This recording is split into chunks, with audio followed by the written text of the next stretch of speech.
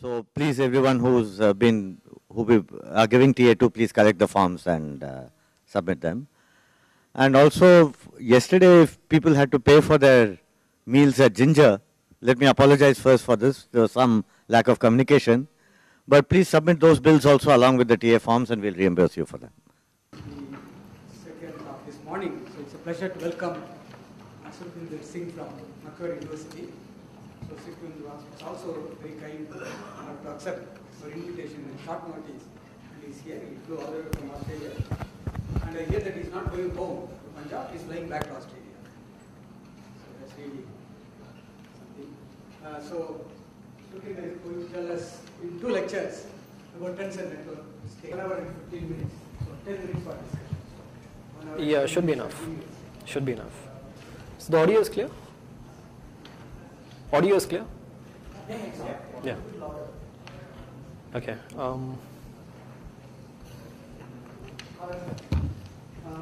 Please put the color down.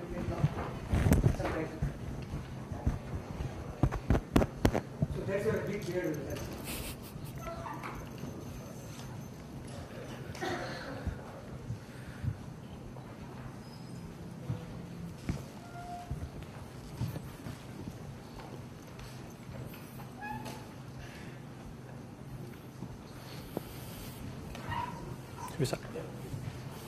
So, hi everyone. Thanks for coming. And before I start, I just want to thank Professor Bhaskaran for the invitation and other organizers who've helped organize this meeting. And hopefully we'll have some nice discussions during this time. And I also want to thank Miles for shortening my talk, because he spoke a lot about what I have to say today. And so you can just think of this talk as me physically representing him here and saying it in the Indian accent. Right. So for people who don't know much about tensor network states, let me just give a very brief motivation for this. So the main context in which tensor network algorithms appear is simulating a quantum many-body system on a classical computer. Now, this is both a hard and important problem. Why it's hard, I'll have something to say about that in a couple of slides. But it's important because all properties of matter can be understood as emerging from the collective behavior of an underlying quantum many-body system. So be it magnetism or optical or electrical properties. So we are definitely interested in studying a quantum many-body system, but owing to their complexity, the number of analytics solutions available are limited, so it's natural to resort to numerical methods, and tensor network algorithms is one such numerical approach to studying quantum many-body systems. And as a numerical approach, they've been around for over a decade now, and in fact they can be regarded as a generalization of DMRG, which has been around for 20 years now, and has in fact become the dominant method for simulating 1D quantum many-body systems. So as a numerical method, there is ample numerical evidence that they work, that these methods work, and they're useful, and they warrant further study. So I just want to pinpoint a few key advantages of these methods over other competing methods. So they are a generalization of DMRG, but unlike DMRG, they can be applied to 2 dimensions as well. And then the second advantage is that they can be applied to a large system size. In fact, if you have translational symmetry in your system, you could even go to infinite size. And the third advantage is that they can be applied to fermionic systems. So we know that the quantum Monte Carlo method suffers from the infamous sign problem, so we don't have any of that issue here. So having said all this, I want to emphasize that our concern here is not about writing simulation code and getting some numbers out of a computer. In fact, the questions that we are going to be mostly concerned with are quite basic questions. What we really want to understand is, why is it hard to simulate a quantum many-body system in the first place? Are all quantum many-body systems hard to simulate? And if no, can we identify the ones which are hard to simulate? And it turns out that in trying to answer some of these questions, people realize that the key property you have to look at is the entanglement in the many-body wave function. And this, in fact, is one of the key powers or advantages of this approach, that in some sense we're concerned only with the amount of entanglement in the wave function. And we don't really care about the specific details of the system we're trying to simulate or the underlying degrees of freedom in some sense. So that was my little motivation for the talk. In this talk now I'm going to strictly focus on introducing the basic formalism of tensor networks. And in particular, I will not be touching upon any specific models or specific applications or any recent developments. So here are the contents of the talk. First, I'll tell you what is the problem that we're trying to address with these methods. And then the rest of the talk is devoted to explaining how tensor networks are used to address this problem. So just like Miles, I'm going to make use of these specific kinds of diagrams in my talk, and this is quite common so these diagrams keep appearing in papers on tensor networks, so it's a common way of thinking about these methods. So I'll first introduce this diagrammatic notation, and then I'll tell you what a tensor network is. But at this stage I'll be very broad and generic. So tensor networks really refer to a large class of quantum many-body wave functions. So at this stage I'll be just talking about the common properties these classes have. And then in the second half of the talk, I will give you two specific examples of a tensor network, the MPS, matrix product states, and the mirror. And I'll say something about how useful, or how they can be useful. So my plan is to go to the MPS today. And then day after tomorrow, in my next talk, I will have something more to say about the mirror. And just for fun, my diagrammatic notation is going to be different from Miles. So hopefully that won't confuse too many people. So what is the problem that we're trying to address here? What is the basic setting? So in my talks, I'm going to focus on one-dimensional systems. What we have is a 1D lattice made up of n sites, and each site contains a d-level quantum system. So this could be a spin or an atom or a harmonic oscillator, any quantum system which is described by a d-dimensional vector space V. Then the total Hilbert space of the lattice is simply V tensored n times. And this is how this Hilbert space may look like. Basically featureless, and every part of this Hilbert space is as dull and boring as every other part. So that's our setting, and what we're trying to do is efficiently describe states within this Hilbert space on a classical computer. By this I would mean two things.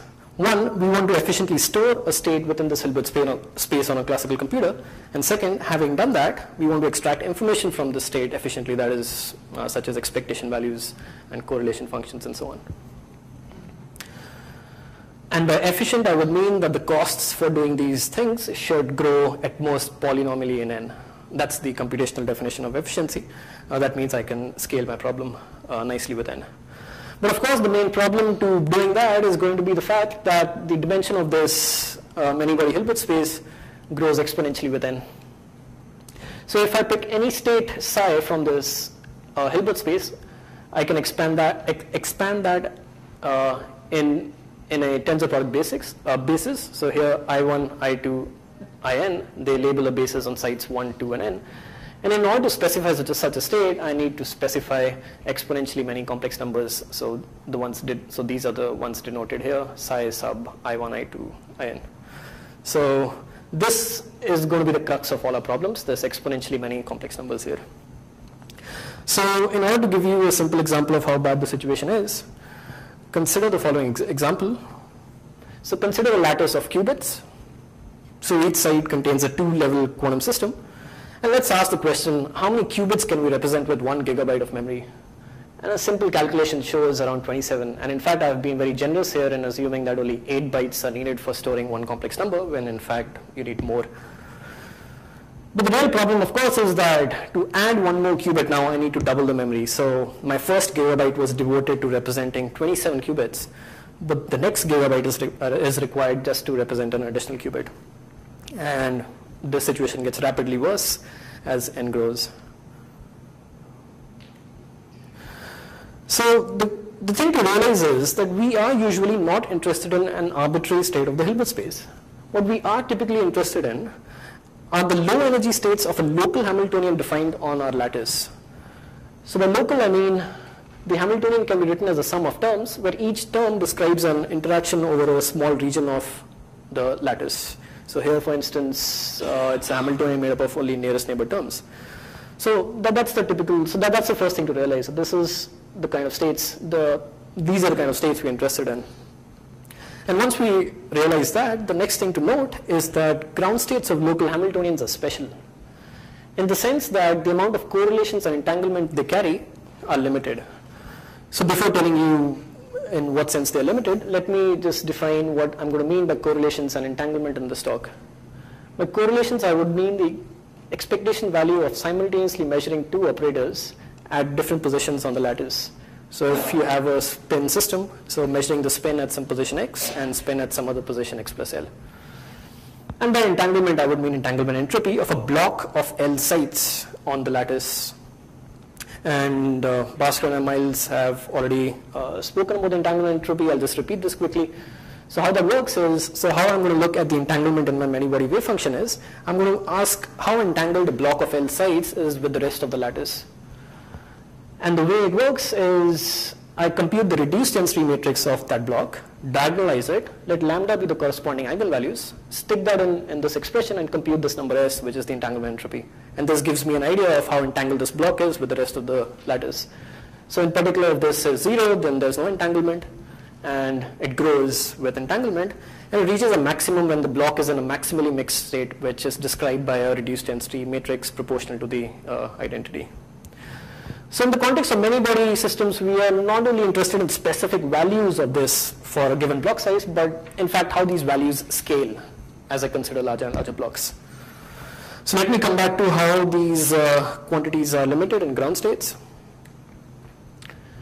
So here I'm going to make a distinction between gapped Hamiltonians and Hamiltonians that are critical, so basically gapless. In ground states of gapped Hamiltonians, what we see is that these correlations decay exponentially with the distance between the 2-point correlators, whereas the entanglement entropy saturates to a constant. So as and as you consider blocks of increasing size, you might see that this entropy grows but quickly saturates to some constant. On the other hand, in critical Hamiltonians, the ground states of critical Hamiltonians, the correlations decay polynomially with L, and the entanglement entropy grows as log L. To tell you that this indeed is limited scaling behavior, let me just mention that if I was to pick an arbitrary state from my many-body Hilbert space and look at how the entanglement entropy grows, it will typically grow linearly with the size of the block in 1 dimensions. And if I go to 2 dimensions, it would grow proportional to the area, and then in 3 dimensions as proportional to the volume of the block on the lattice.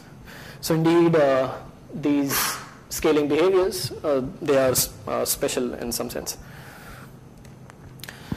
So our key claim in this talk is then going to be that we can exploit these special properties to at least describe ground states in our many-body Hilbert space efficiently, and we're going to do this using tensor networks. So the game we are playing is that it's true that if I pick a state arbitrarily from this many-body Hilbert space, I cannot say anything about it, I cannot describe it efficiently. But nonetheless, there is a subspace of interesting states, and in fact, it turns out that this is a subspace we are actually interested in. This indeed can be described efficiently on a classical computer. So before telling you what tensor network is, let me introduce my diagrammatic notation, which I just mentioned. And this is going to be very similar to what Miles was talking about, but I'll just change the pictures and colors slightly.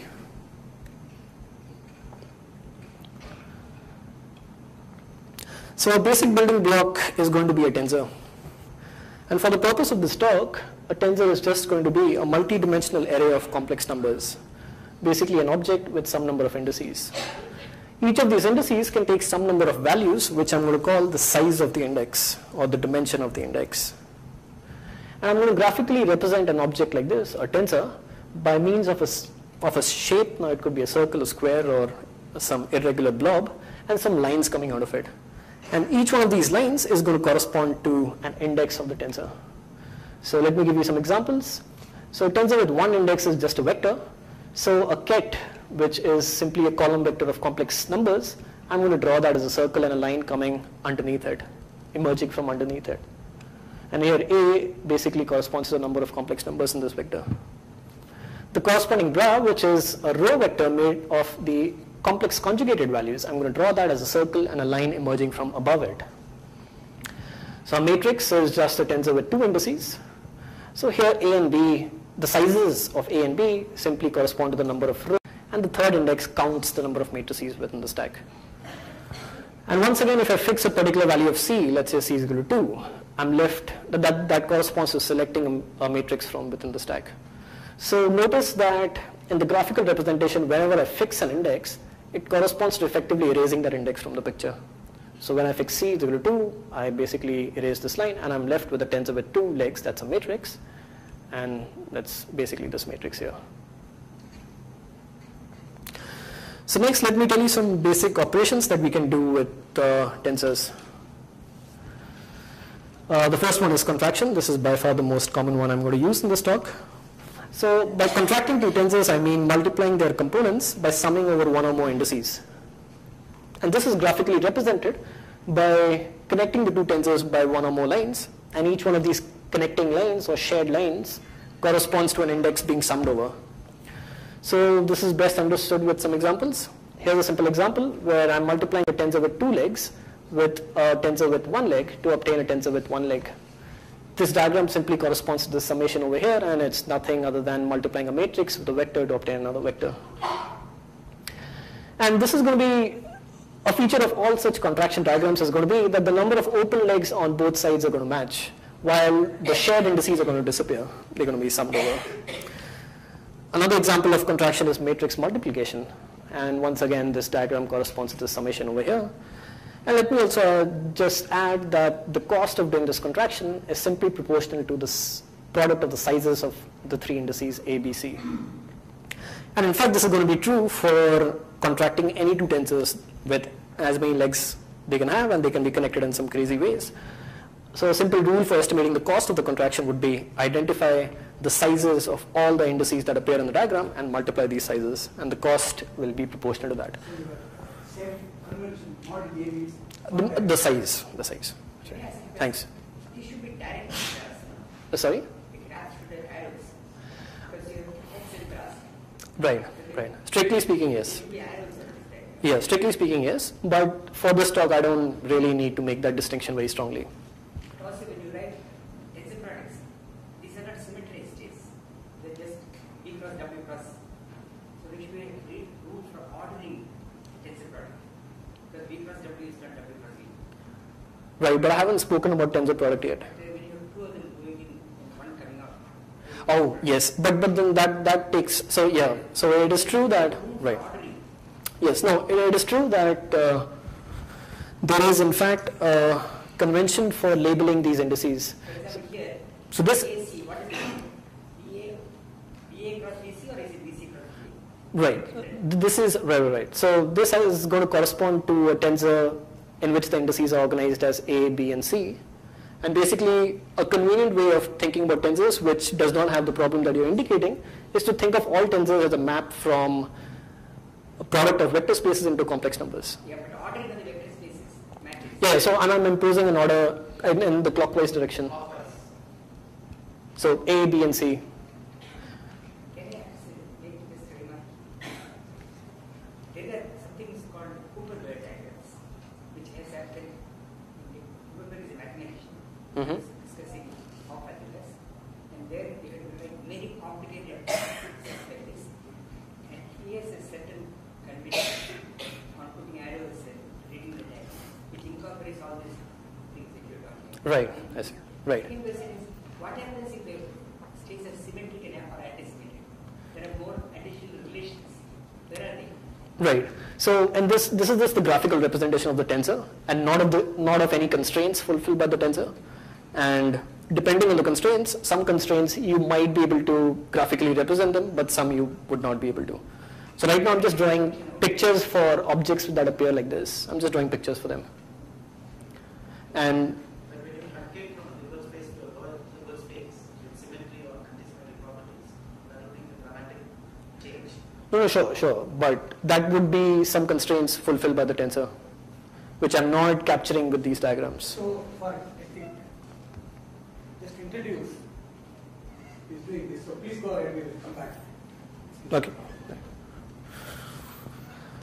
So I'm just drawing pictures for things that I would actually write like this, and there are obviously questions on how I'm going to interpret this object as what kind of a linear map it is, from what vector space to what, and all that is not necessarily captured by the pictures.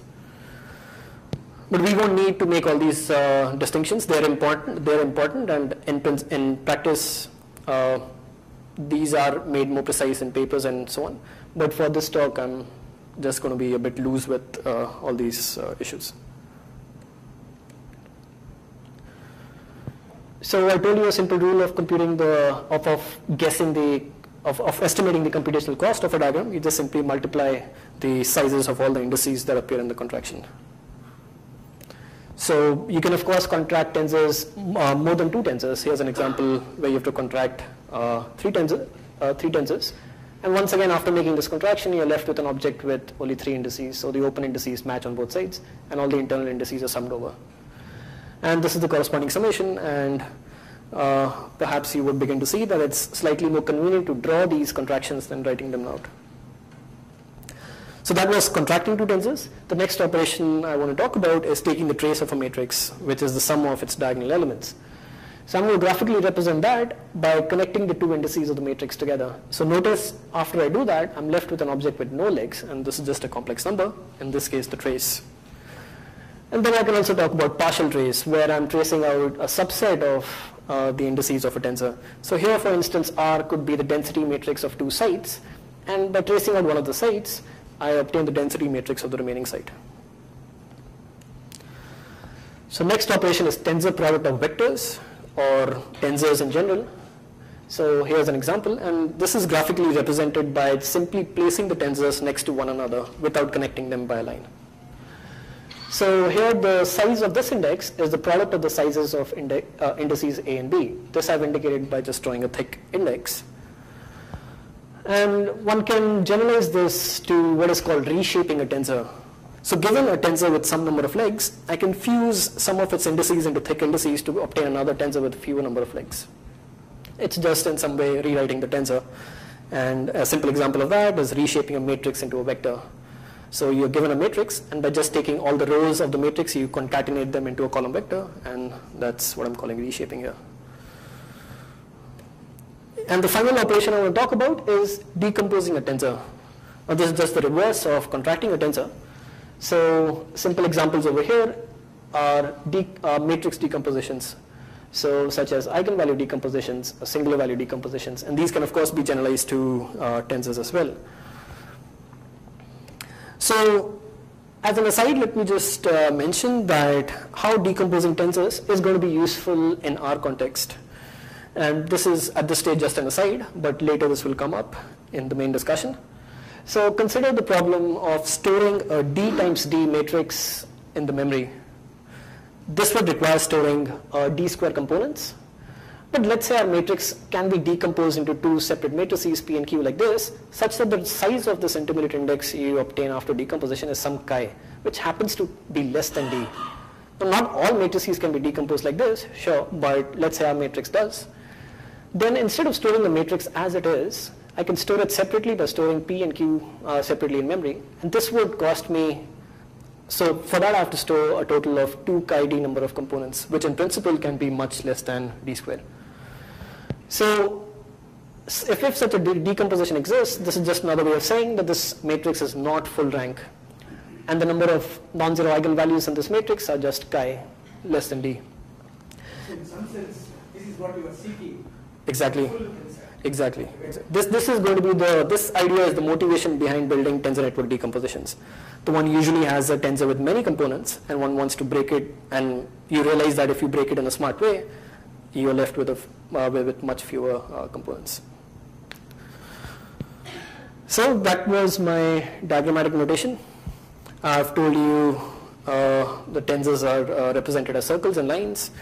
And then you can contract 2 tensors, decompose a tensor, take a matrix trace or a partial trace, and also the tensor product of 2 tensors.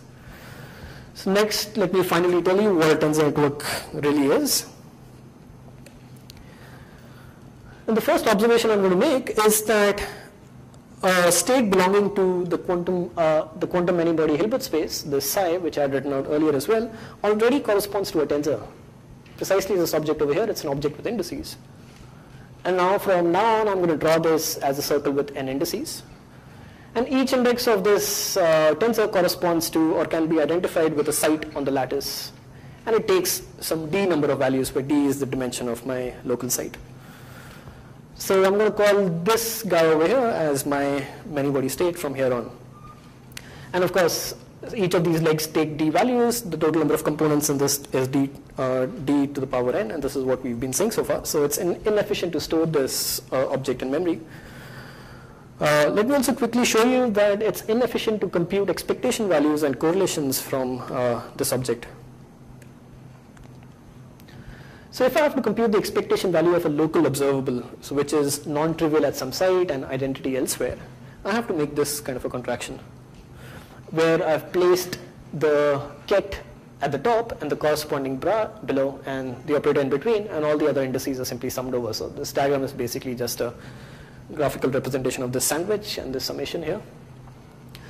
And straight away one can see that using the simple rule of estimating the cost of contraction, if we have to do the same here, we just have to multiply the sizes of all the indices that appear over here, and there are d indices appearing n times. So the cost of doing this contraction grows exponentially with n. The same thing happens when you try to compute correlators. So this diagram is pretty much the same as before, except you have two operators now. And once again, the contraction cost scales exponentially with n. Here's how you would compute reduced density matrices for a block of L, or matrix for a block of size L on the lattice in this picture. So here what I've done is placed the bra at the top, this guy over here, the bra at the top, and the keg below, and by placing them next to one another, I've indicated a tensor product. So at this stage, if I just look at this portion of the diagram, I just have the density matrix of my pure state psi. And then I simply trace out all the indices lying outside my block. So this is the block in which I'm interested. So I just trace out all the other sides. What I'm left with is an object with L indices at the top and L indices below. And I can always fuse these into a single thick index here, a single thick index here, to obtain an object with only two indices, and this is just the density matrix of that block. So once again, the cost of making this contraction also grows exponentially with n. So far I've just restated the many-body problem we were talking about a couple of slides ago in this tensor picture. Now what I'm going to do is I'm going to take this many-body state of mine, this tensor, and I'm going to decompose it into a number of tensors that are interconnected to one another according to some network pattern of my choice. I'll just choose some graph, and according to that graph, I'll decompose this tensor. And since the number of open indices have to be the same on both sides, each open index of this tensor network is identified with a site on the lattice. Now, one can always do this. So given a tensor, I can always decompose it in any way I like, into any number of tensors I like, and connect it in any way I wish. So that can always be done. But what we're going to do here is take a bit more pragmatic stand and say that I'm going to restrict my attention to tensor network decompositions that are going to be useful to me. In practice, that implies that I am going to consider tensor networks or tensor network decompositions that can be efficiently stored in memory and from which I can efficiently extract expectation values of local observables. And this simply implies that the corresponding costs are at most polynomial in the system size. So my tensor can be decomposed in infinitely many ways, but now I'm going to restrict attention to ones which satisfy these two constraints. And the first constraint is rather straightforward to implement. I further make a restriction that the total number of tensors that appear on this side are at most some polynomial in n. And in fact, the examples we'll be looking at, it's just going to be order n. So let's just say order n. So I'm going to consider decompositions made up of order n tensors, and the sizes of all these intermediate indices is bounded by some constant chi, which I'm going to assume independent of the system size. Now this is a non-trivial imposition, but having done that, it's clear that the first constraint gets automatically fulfilled. Any given tensor over here has number of components which are just some power of chi. You just multiply the number of chi 5 times here, for instance. And then there are order n such tensors. So the total number of components encoded in this tensor network, they are order n. So I can at least store, by imposing this, I can at least store a tensor network efficiently in memory. But the second condition, that is to be able to efficiently extract expectation values from this decomposition, that's non-trivial. But even the first one is not obvious. Yeah, but that's at least I can impose. I can at least give you a statement that, oh, do this, and we'll be happy with that. It's not unique. Oh, sure, it's not unique. And in fact, there's a large class of decompositions that will still satisfy this. Right? And now in the next part of the talk, I will in fact talk about 2 specific tensor network decompositions that are actually used in practice. And I'll tell you in particular how they fulfill the second constraint, and also some of the other useful, and how they can actually be useful in the context of describing ground states.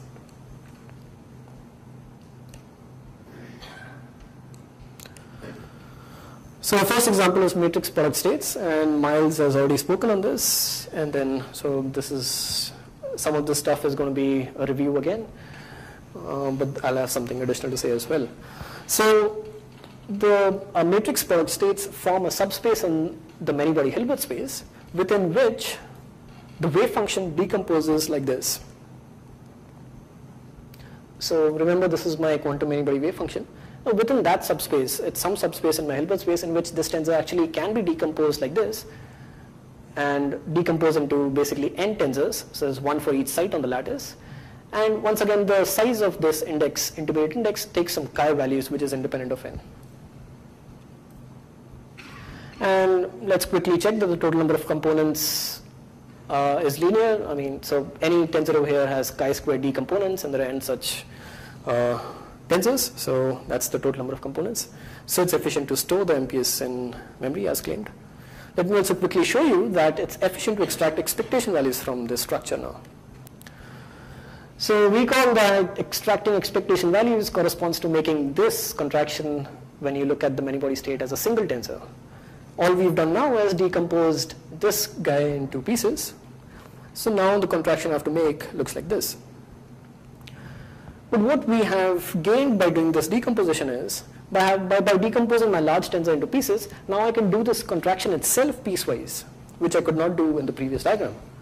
So for instance, let me start at one end of this diagram and contract these 2 tensors together into a single tensor. And then let me contract these 3 tensors, which form a sort of a triangle here, into a single tensor. And then so on. Notice that the cost of doing any one of these small contractions is just some power of chi. So I mean, if I have to contract these 3 tensors together, I just look at the indices that are involved in this contraction and multiply the sizes, and they're just chi, and d. So it's chi to the 4 times d. So I repeat this contraction all the way till I get to my operator, and then I do the same thing from the other side. And in the end, I'm left with this small diagram to contract. And once again, so this can be contracted at once. And once again, the cost of doing this is some power of chi. So I have effectively broken up my large contraction into smaller ones. Each one of them costed me some cost, which was some power of chi. And there are order n such contractions. So the total cost of making that large contraction is indeed grows linearly with n. So it's efficient to extract expectation values from this structure as well. So I've told you that the MPS is a computationally efficient structure. You can store it efficiently, you can extract information from it efficiently. But the real question still is the MPS any good? I mean, that subspace I showed you in the many-body Hilbert space, that could be a subspace of all the useless states. So the real question still is the MPS good for representing ground states? That's our task. That was our task. And our claim is going to be that yes, that is true, and indeed the MPS in some sense is naturally suited to describe ground states of gapped systems. So recall what I said about gapped systems. So ground states of gapped Hamiltonians, the correlations in ground states decay exponentially while the entanglement entropy saturates to a constant. What I'm going to argue now is that if you give me any MPS, irrespective of any Hamiltonian or any ground state, so you just pick a random state from this subspace, in any MPS the correlations decay exponentially and entropy saturates to a constant.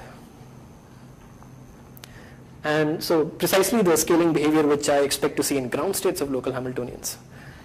And let me emphasize again that I'm not referring to any specific Hamiltonian or ground state at this point. And in fact, these properties are they follow just from the structure of the geometric structure of the tensor network. Just from the way these tensors are connected to one another, one can show that these properties are displayed. So let me quickly show you how that works, and the arguments are quite straightforward. So let's look at correlations first. So once again, recall that that's the kind of contraction I have to make, and now I've simply decomposed this tensor into pieces. So that's the contraction we have to make. What I'm interested now is to show that the value of this diagram, so we're not concerned with the contraction cost anymore. The value of this diagram scales like some constant to power L, where L is the distance between these two operators, and where this constant is between 0 and 1, so exponential decay. So I want to show, I want to show that the value scales this way with L. So like before, let me just contract all the tensors lying to the left and all the tensors lying to the right of the two operators into single tensors to get something like this. Now I'm going to group the remaining tensors this way and then contract tensors within their respective groups to get something like this. And now for simplicity, I'm going to assume that my MPS is translationally invariant. What this means is that all the tensors in my MPS are the same, and in particular this tensor over here, which was basically obtained by contracting a tensor of the MPS with its adjoint, that's going to be the same.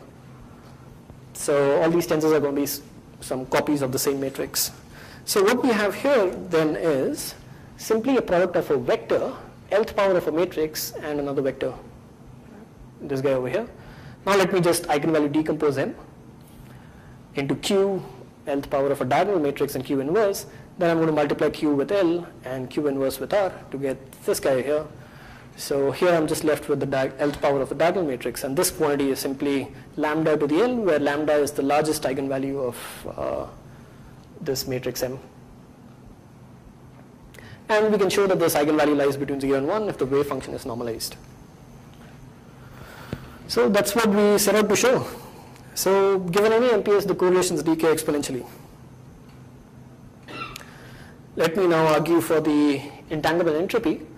So what we're interested in is looking at the entanglement entropy of a block of L sites on the lattice and show that the entropy of this saturates to some constant.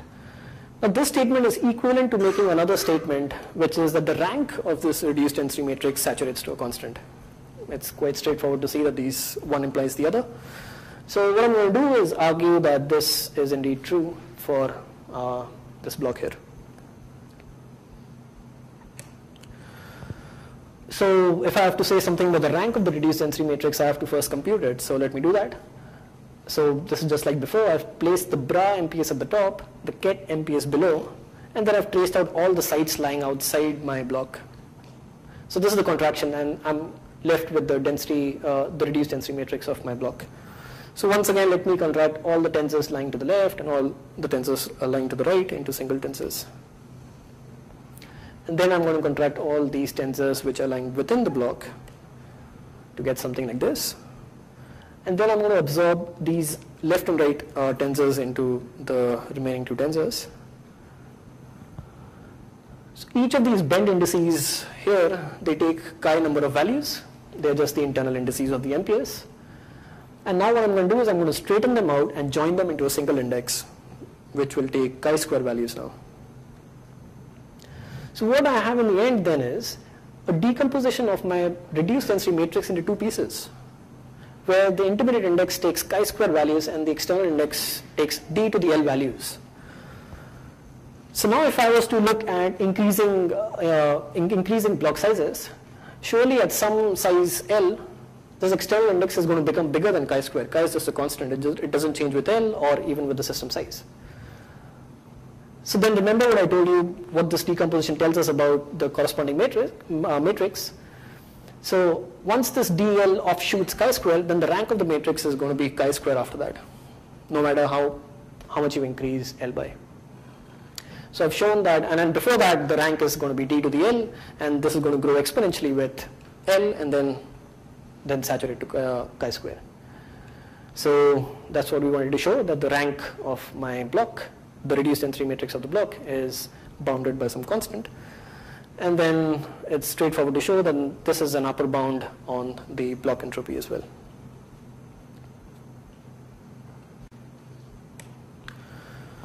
So I've argued that the entanglement and correlations in any MPS look exactly like the ones you expect to see in ground states of gapped Hamiltonians. And this is not a proof that all gapped Hamiltonians have ground states which are MPS, but it's at least a motivation to try and use the MPS as a variational ansatz for ground states. And that's what people do. And then the final question one has to ask is, okay, given a Hamiltonian, how do I obtain its ground state as an MPS? And there are a number of algorithms out there, and DMRG is one of them. Miles explained how that was done. But in algorithms such as DMRG, one usually does a variational optimization of the tensors of the MPS to obtain the ground state. So one just starts with some random state within the subspace and says, oh, that's my ground state. And then let me change the value of one of the tensors in this MPS that lowers the energy. And that will take me to some other ground state or some other state. And then I change the values of some other tensor, and so I'm going to move this, move something like this in the subspace, and hopefully converge to some state which is close to my real ground state. So that's an example of, that's what people do when they use variational optimization. Another way is imaginary time evolution. So if you start with a random state in the subspace and apply this imaginary time operator to it, and as you allow t to go to infinity, you will project onto the ground state. And the point here is that this operator, which is quite large, that can be efficiently applied to the MPS. So you actually start with the MPS and you apply this operator, and it just corresponds to making some set of contractions, which... Keep it MPS.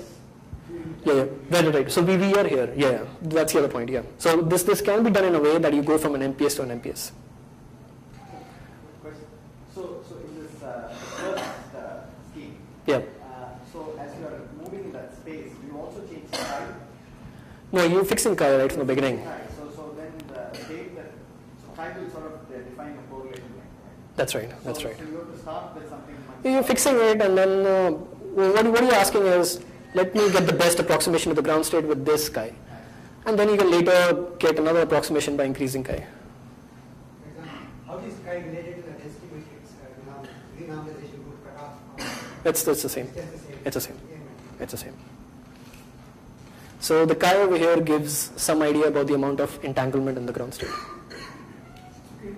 So think about it, this imaginary time evolution will take you away from it, but you keep bringing it back. That's right. You actually lift above, and then you make a truncation and go back again. So that will keep. So if you like, I can actually show more details of any one of these methods, how they work, but here I just wanted to outline the general strategy people use. Sometimes they stay close to MPS. Right. But with this algorithm, you go from MPS to MPS. So although you may temporarily lift out, but you project back again. And the point is that both variational optimization and this imaginary time evolution, that it can be done efficiently. So once again, they just correspond to making local contractions, small contractions.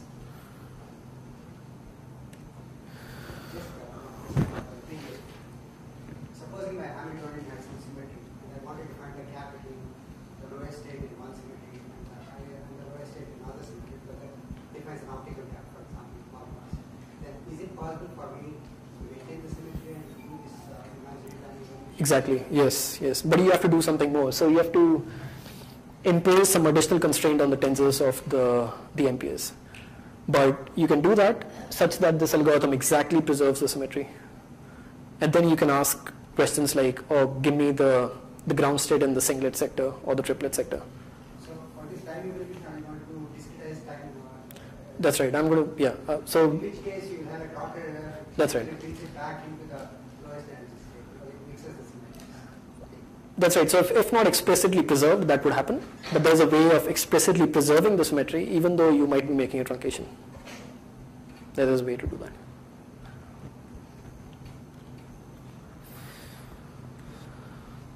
So that's pretty much the end of this talk, and it probably ended earlier because I again blame Miles. So I was thinking of spending some more time on the notation and things like that.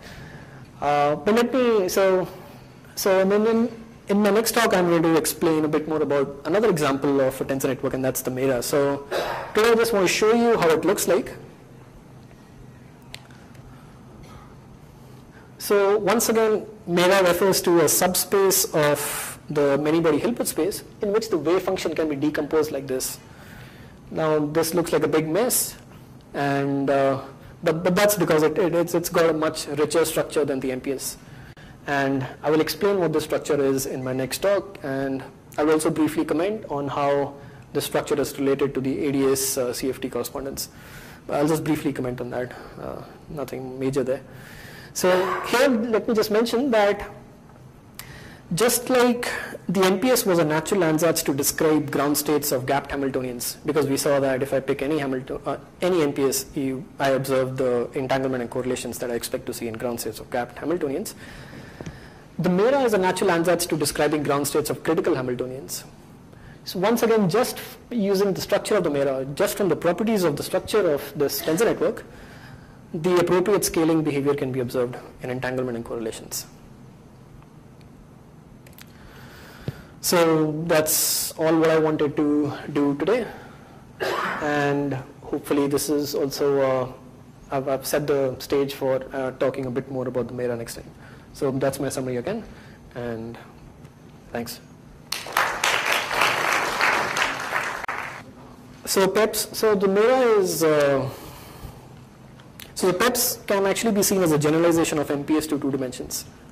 But the Mera, this is still, so this is again one-dimensional here. This is for 1D systems. I mean, you have a Mera for 2-dimensional systems as well. But this is a 2-dimensional network for 1D systems here. And this actually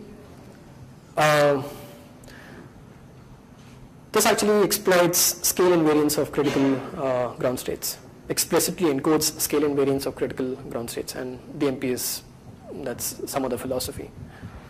But it's true that in 2 dimensions, the Mera and PEPs are equivalent. Known wave function. I was in my introduction giving few wave function, where this kind of content is manifest, because we always write it as one function of n variable, some explicit form. Right. But if you look at Laplacian wave function, it has a product of 2-part. Right. So. Right. So is there any representation where this is manifest? Right. So first of all, this representation, we're just focusing on the amount of entanglement in the wave function. We're not imposing some additional structure. So such as in the RVB state, we're taking that as being composed of singlets, and there is some structure being imposed there. So here the only thing we're imposing is entanglement. But if I understand your question correctly, another way to answer that would be that there are some ground states that can be described exactly by these structures. Can be rewritten. Exactly. So usually these are used in the context of approximating ground states by this kind of a parameterization. But for example, the toric code, the ground state of the toric code can be described by an exact Mera without any truncations. Because I also have read some paper by some collaborators of Giffey, where they rewrite Laplacian wave function as a matrix product state. Right, I see. But it's not very helpful, because one dimension is as large as the number of sets. Oh, I see. So yeah, I mean, so with the MPS, if you allow the sky to be exponential in the size of the system, you can actually cover the whole Hilbert space. So you can describe any state like an MPS, but it's only useful in practice when the sky is small. So it's not surprising that any state can be described by an MPS if you allow the sky to grow exponentially. But it should be natural and simple in some sense. Right, right. So for example, the AKLT model, which someone would be talking about next. So that, right, so that has an exact MPS representation with chi just equal to 2. Like you mentioned that the toric code Hamiltonian, toric code ground state is exactly written. So it's not really built into these tensors. So people have just proposed, they've found out what these tensors are for the ground state of the toric code. And this can be done without making any approximations at any stage. And what one finds here is that, so the Mera, and this I will talk about this in the next talk, it kind of is a description of the wave function at various length scales. So in topologically ordered ground states, what one finds is all the non-trivial information is in this one tensor over here. And it's because of Mera's structure which allows this viewing the ground state at various length scales, you can capture global topological properties in a very efficient way. But hopefully this will make more sense next time. So, either you can do it or help somebody to display the toric Hamiltonian eigenstate during the discussions. That would be very revealing because I have seen it. So you mean how to build the Mera for the toric code ground state? Yes, it's a very simply stated Hamiltonian. Right, but it's not very straightforward to get these tensors. And in fact, Miguel Aguado, he wrote a paper just on, he describes how to find the Mera for the ground state of the toric code. And that is again in 2 dimensions, and I wasn't going to touch 2 dimensions. But if you like, I mean, that can be done. Catch some volunteers. So suppose I have a parameter I'm going to tune and with some quantum phase transform is going to take place. So on this side is gap, that side is gap, there's some quantum phase. Yes, right. So your strategy would be then this chi, you study the system at a fixed chi and look at what is the correlation length and see that the correlation length grows. That's right. And then try to identify the critical. That's one way.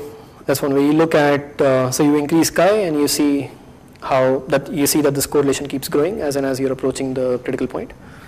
And in fact, by looking at how this chi grows, you can actually estimate the critical exponents and other information related to the universality of the critical point. There are integrable models, many about integrable. How will it compare with those models, where we know exactly some ground state? So people have, so that's one of the things we do with these methods, check them in case we're using integrable models. And we've tested these for a number of models and we seem to get good results.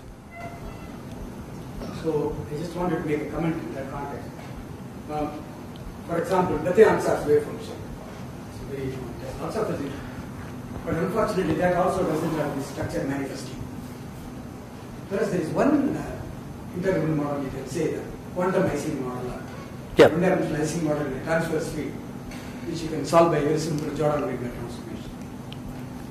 And then also, I believe people have given the Mera structure at the critical point.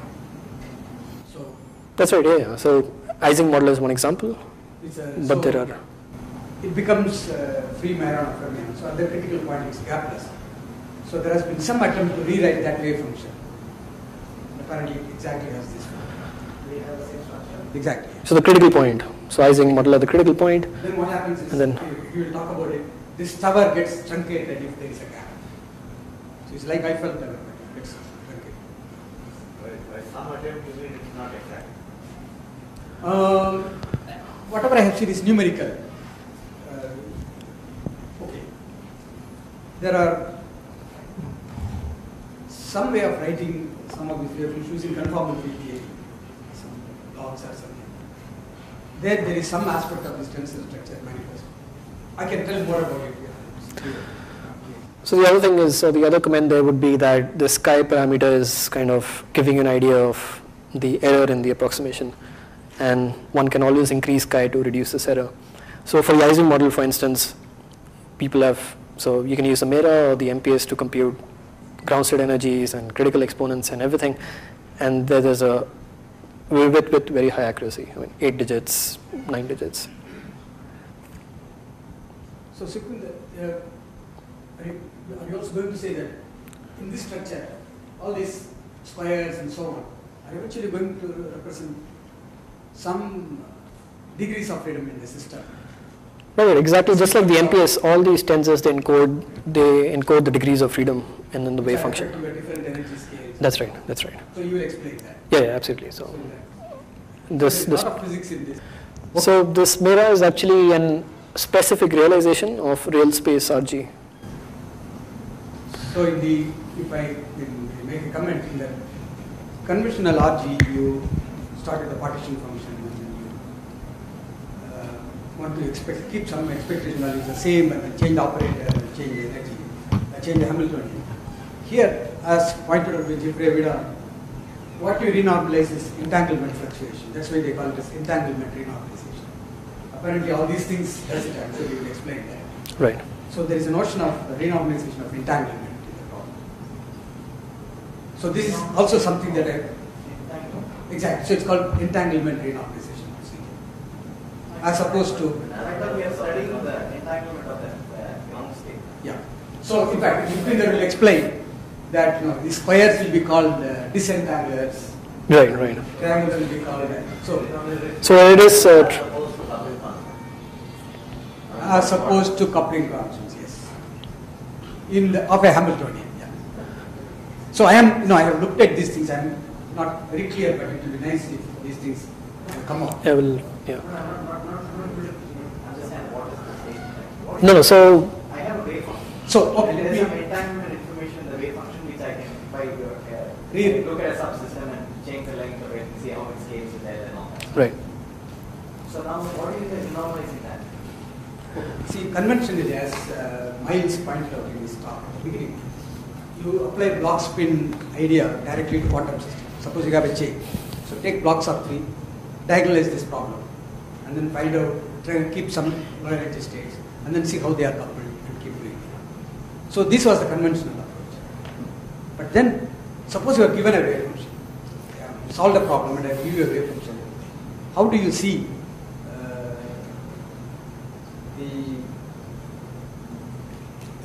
how fluctuations, entanglement fluctuations in various things are contained in this particular wave function? So what I can do is I can start with the wave function and start playing with. Previously I played with Boltzmann factor. I took it to the power of minus beta, I made partial trace. Now I take this wave function, which is an amplitude, which is a complex number, and start playing with it. And this is the scale. So I think it will become clear. No, at the end you have to get the eigenvalue of Hamiltonian. No, I'll be satisfied if I understand what is going on. So in the end, you calculate things like topological entropy, not necessarily energies, and quantum dimensions, and some eigen. I have state the question that I have very sharply. So I have Euclidean wave function. Yeah. I have a formula from which I can calculate its entanglement and entropy in the sense that I take Exactly. a system of size L and then trace out the other degrees of freedom and then see how that thing changes. So I'm not satisfied. Now, what do you mean by fluctuation of this object? What exactly do you mean by So your probability distribution in a wave function actually tells you the nature of fluctuations in the n-quantity system.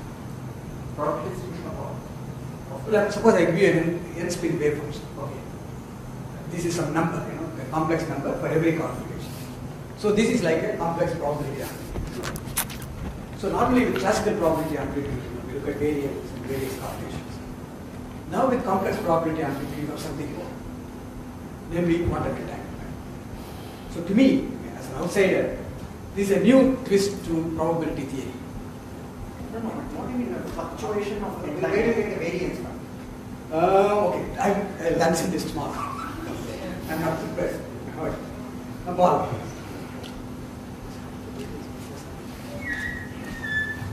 With the help of Supinder and Kamsesha, I'll take answer. This is the same question. Since we are talking about integrable models, and you talked about Bethe ansatz, and which are intimately related to Yang-Maxwell equations and break groups.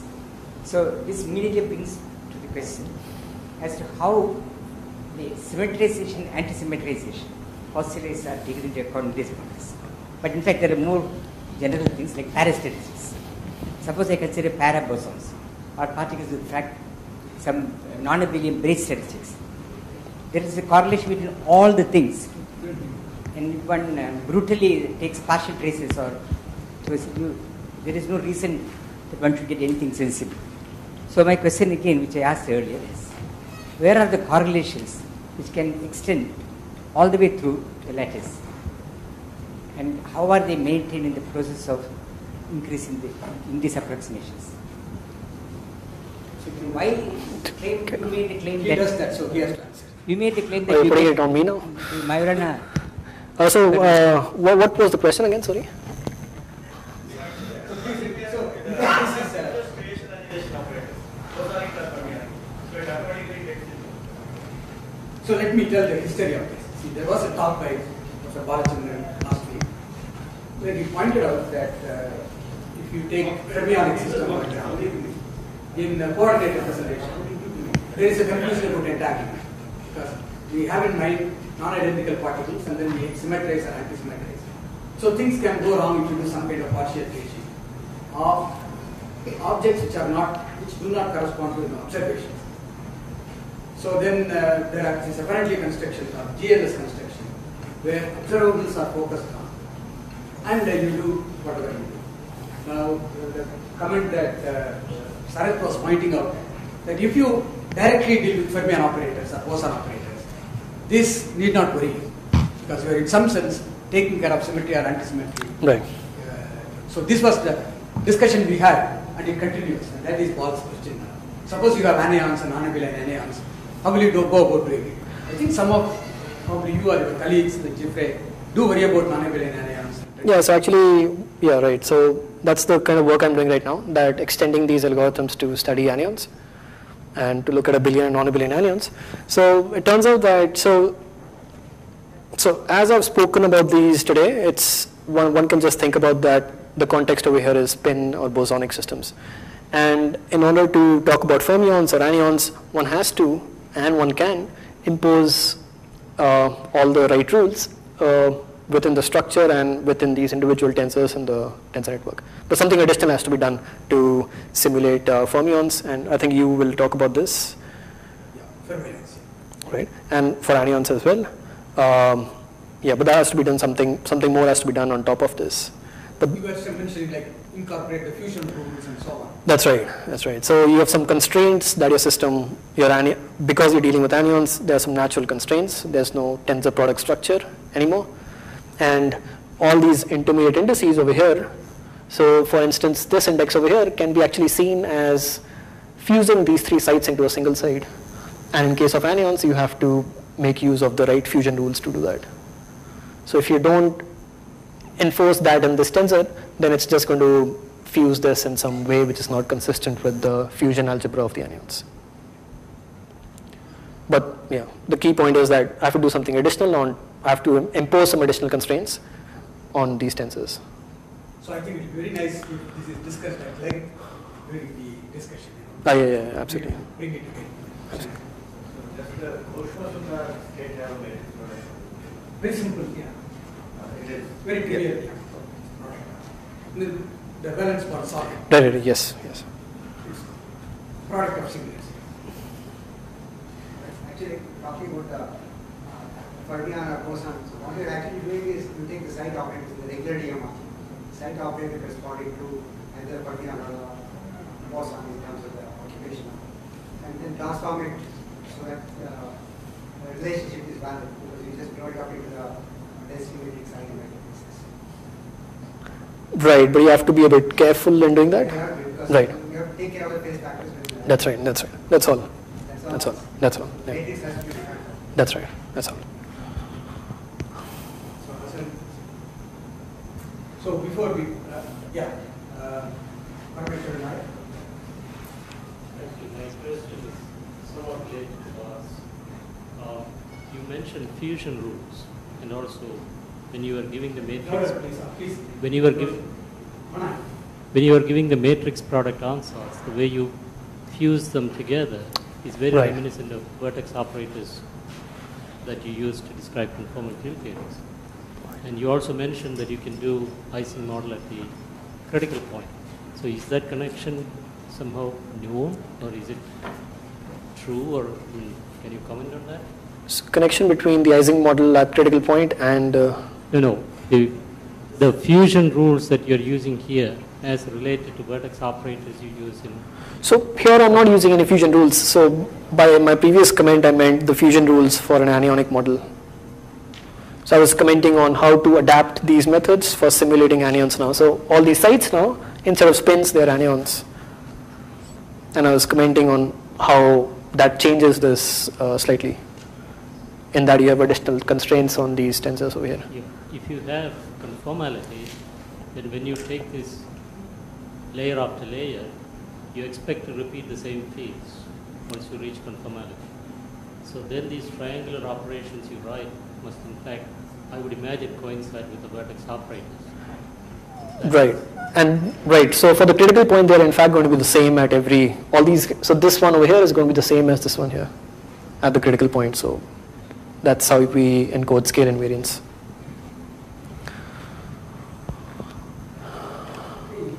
Before we close the session, just want to inform you that at 2 we have the next talk by Ram Sesha on time-dependent DMRE. So after that we will have tea, and then at least I have noted down several of the questions that has come. Mentally I will sit down and write down, and then we will sit together and then raise all those questions and then discuss at length in the same place. And also I was thinking that some of you may have some better insights into some of these things from your own field. So if you can gather people of with whom you can talk, if you form into groups and then after dinner sit for 4 hours and come up with some results tomorrow, we will appreciate that, because it's a discussion meeting and workshop. So, yes. I'm just wondering whether the speakers they can also put out some simple exercises or homework. Something that Yeah, maybe Bhaskaran can do that. Okay, so what we will do is, I think after Ramsesh's talk, we will request the speakers to prepare some. So I should just in fact, one of the things I was thinking about, thanks for reminding. Mahesh was telling about this iTensor website where he says you can implement something. So I would like some student volunteer to solve a problem tonight and show it tomorrow in 20 minutes. How it works. I can't volunteer to do that because. So thank you very much. So we'll go for lunch. This is across the road. And please be careful while crossing the road. There are silent motorcycles which go with speed of light.